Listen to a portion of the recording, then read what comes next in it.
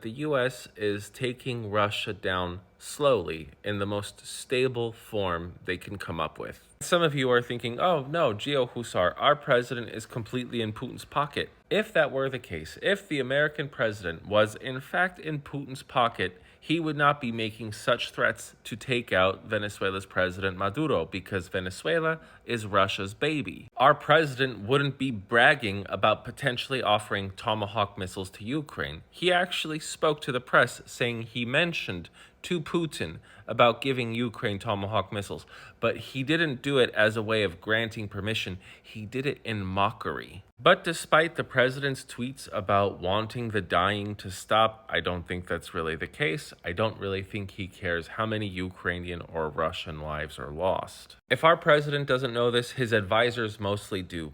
If Putin or Russia just completely collapses, that is actually calamitous for the entire world, for China, for Japan, for the United States, for Europe, because again, Russia is just a third world country that is also a gas station that has nukes. If there is a complete destabilization of the Russian government, that means these nukes and other pretty potent weaponry is just going to be decentralized and scattered, and that is a problem for the entire world. And that's why, in my opinion, we saw the Biden administration be very slow with the aid that they delivered to Ukraine, and we're currently seeing our president go from very tough rhetoric and a stance against Russia to being very cordial to Putin, being very welcoming, and even walking back some of his threats. But as America's president talks tough and then tacos out, we are witnessing the dismantling of Russia's satellite networks of support, like what's going on in Venezuela right now, and it looks like Maduro, the president of that country, will probably flee the country within a matter of months, maybe sooner. We saw the complete and utter humiliation and a huge amount of devastation to the Iranian military during the 12-day war, and Iran was a major weapon supplier to Russia. And China has been hit with quite a few tariffs and other forms of sanctions.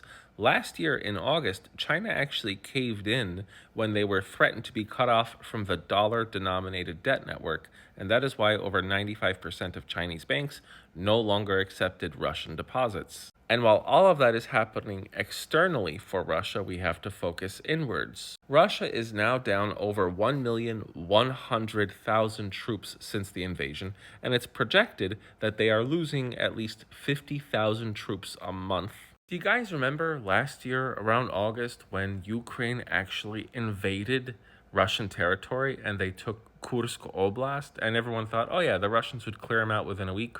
Well, the Ukrainians are still there, and they are still launching strikes.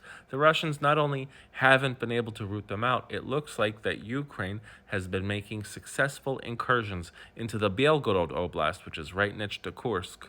And these incursions are not just being committed by Ukrainian military. There are Russian militias that are against Putin that are helping with this. I'm not going to waste your time talking about Ukraine's successful deep strikes into Russian territory, especially with Ukrainian missiles like the Flamingo or the Neptune, but I have attached at least 1 or 2 posts about it in the captions you should watch. But something I do want to point out is that over the past 2 months or so, Russia has been ramping up its armor or tank assaults along with more human wave attacks towards Ukraine forces, and they've been getting repelled. And this is why Russia is losing 50,000 troops a day. It does look like Putin is getting desperate for this to conclude or to make some type of gains to brag to his population about, but it's just not working. But like I said, none of this is bringing about the rapid drop of the Russian regime for reasons I mentioned earlier.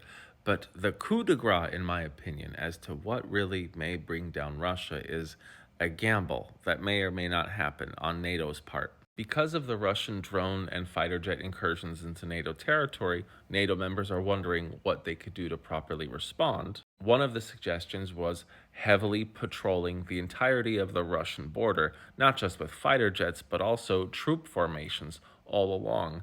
If that happens, Russia will be too spread thin to match NATO's patrols and to, of course, launch an assault into Ukrainian territory. And of course, Putin will try to conscript more Russian troops to a country that already has its morale just in the gutter right now.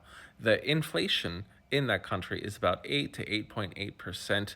Interest rates are over 17%. Russia is one of the greatest fuel producers of the world, and they are facing gas shortages. Remember that Russia's entire economy is supported by oil exports, and Ukraine has been destroying oil depots and refineries. If you add all of this together, especially with the weakening of Iran in the 12-day war and the harassment against Maduro, which will most likely make him leave the country within a month or so, it really does look like instead of Russia just being decapitated, they've been slow bled into this condition.